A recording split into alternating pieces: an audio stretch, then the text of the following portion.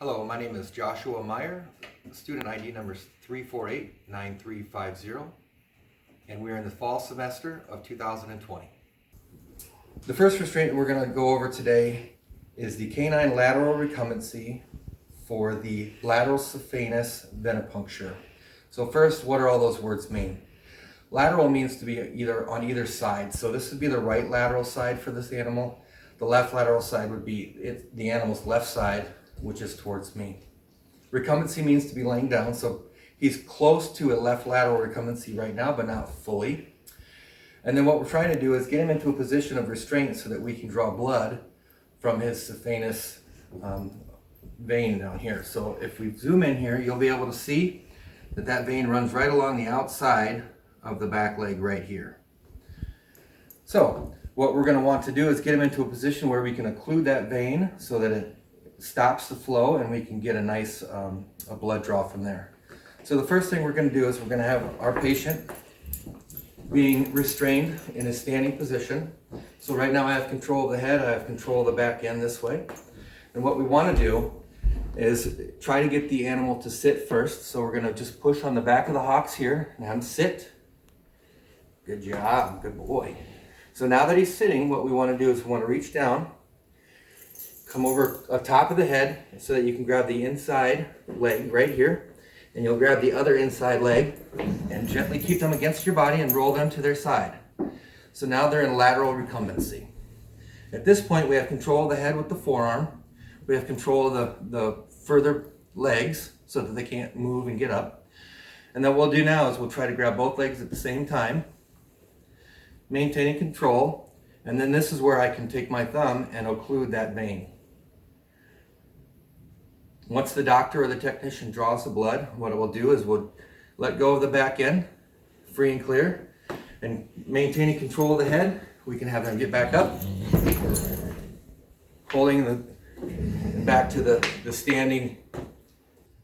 Our next restraint that we're going to cover is the canine sternal recumbency for the cephalic venipuncture. A lot of big words again, let me go through those for you. Sternally is this area right here, the actual sternum. It's to be sternum.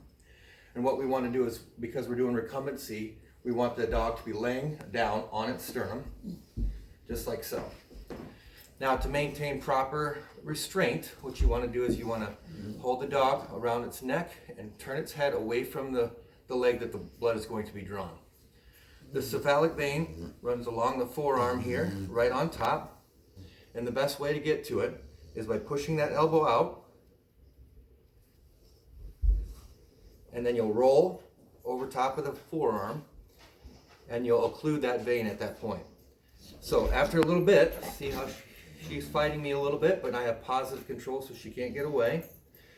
Once we got the blood drawn, I will release this, and maintaining control of the head, I'll let her stand up and be more comfortable, and we go back into the standing restraint. Okay, the next restraint is going to be lateral recumbency for medial saphenous venipuncture. It takes me a while to remember that one. So the first thing we want to do is go over what those words mean. So lateral means on its side, and recumbency means laying down. So basically we want to lay the cat down on its side. So we're going to go ahead and do that before I explain what the medial saphenous is, because we can't see it at this position. So what we're going to do is we're going to grab the feline's back legs and basically just roll it to its side. From this point we can stretch the animal out if we need to. So what we're going to do now, I'm going to have an assistant come in here. I'm going to have her grab that bottom paw and pull it towards her. So the saphenous vein is right inside this leg here. It's on the inside, so the medial side of the leg. And what I will do now is, as she's pulling that, I will push down with some pressure with like a karate chop hand, and I'll probably push her there, and that'll make that vein pop, and that'll allow the doctor or the technician to draw the blood. So this is the occlusion part of it. So you can go ahead and let go, thank you. So at this point, once we're already got the blood drawn, all we have to do is just kind of let go of the back end, place the cat back up sternally, which means just like this. You're still maintaining control of the head, so that, because this is the biting area, we don't want to get bit by that. Okay, the final restraint that we're going to do is going to be the sternal recumbency. That's for the cephalic venipuncture. Again, sternally is this is the sternum of the cat. So sternal recumbency would be laying down flat, just like this. We want to make sure that the cat is completely controlled at all times, so that's why I'm keeping a good scruff on the back of his head, or on the back of his neck.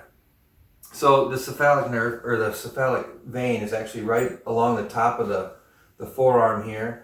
And simply the simple way of doing this is just to reach across with your free hand, right into kind of the crook of the elbow there, and then you're going to squeeze and roll at the same time. And what this will do is allow that vein to pop. When we have some alcohol in there, it'll really show up better, just because the fur is wet.